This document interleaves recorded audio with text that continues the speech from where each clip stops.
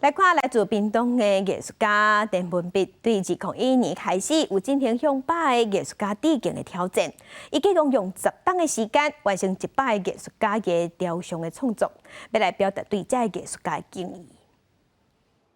美术馆内底100出现台湾100个艺术家的塑像，每一个有家己的特色表情。有人看到家己的塑像，就踩在面头前，感觉真特别。譬如说要有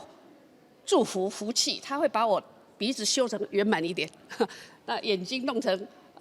看起来年轻一点，然后这个眉毛呢秀气啊，整个感觉是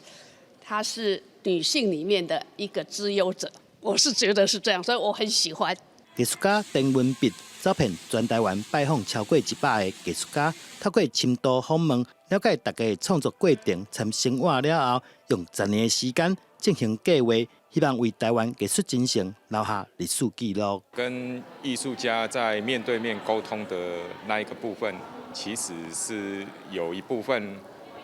是我们彼此在角力，也就是说，我想要呈现我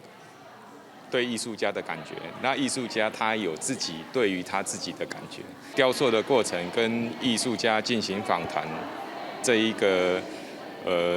访谈的过程是我最享受的。事实上不是雕塑这个部分。作者希望透过雕塑创作，除了会当呈现艺术家的面貌，更加将艺术家的精神予民众知影。这作品在新德馆美术馆在出到1月29。民众只要行一逝，就会当100联发超过100个艺术家。记者对君和新德报道。